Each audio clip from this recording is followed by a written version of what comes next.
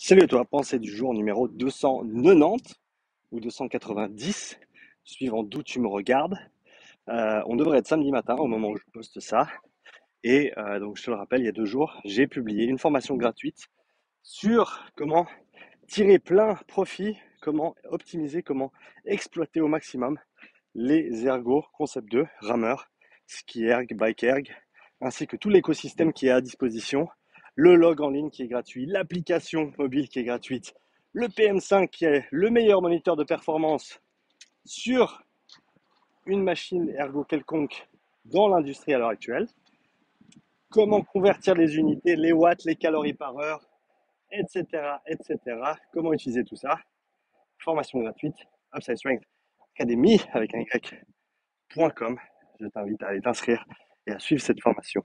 Une question que j'ai reçue de Hugo, si je ne me trompe pas, concernant les seuils ventilatoires avec le VO2 Master. Est-ce qu'on peut déterminer des seuils ventilatoires avec le VO2 Master, étant donné qu'il n'a pas encore, parce qu'ils y travaillent, ils s'y acharnent, ils s'y attellent, il n'y a pas encore de mesure de CO2 disponible.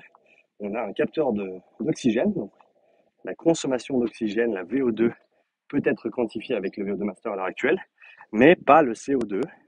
CO2 qui est une mesure qui est utilisée dans certaines méthodes de calcul pour les seuils ventilatoires. Et donc la réponse simple, c'est oui, dans le sens où il n'y a pas que des méthodes qui requièrent le CO2 pour déterminer ces seuils ventilatoires. Tu peux aussi déterminer des seuils grâce à la VO2 notamment et à l'échange ventilatoire. Donc si tu as l'échange ventilatoire et la VO2, tu peux simplement faire un graphique, créer un graphique entre d'un côté l'échange ventilatoire, de l'autre la VO2. Et en gros, quand tu as un point d'inflexion vers le haut, un excès de ventilation par rapport à l'oxygène consommé, tu peux estimer que c'est dû au CO2 accumulé.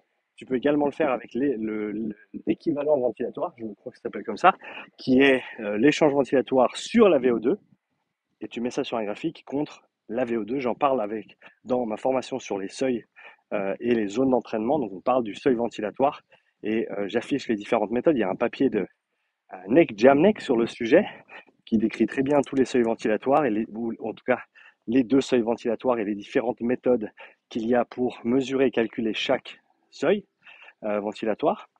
Donc oui, tu peux, ça c'est la réponse simple.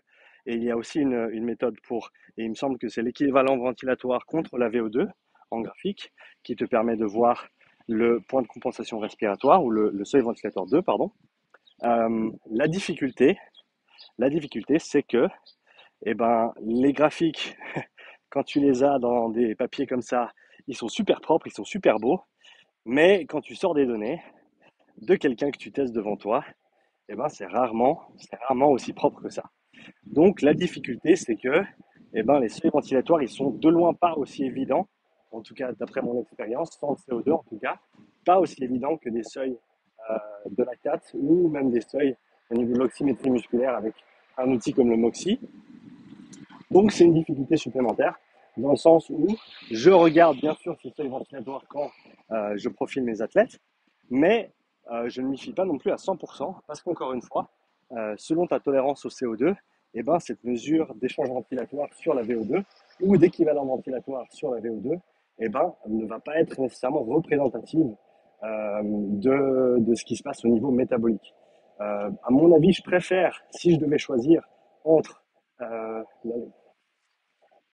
donc je disais, si je devais choisir entre les deux, entre une mesure de seuil ventilatoire ou seuil au lactate, je choisirais personnellement le lactate pour la raison suivante, c'est que malgré tous les défauts de la mesure de lactatémie, ou qu'on peut lui assigner ou qu'on lui connaît, à mon avis, ça va être plus représentatif de l'état interne qu'un seuil ventilatoire, qui peut encore une fois être influencé par la tolérance au CO2 de quelqu'un.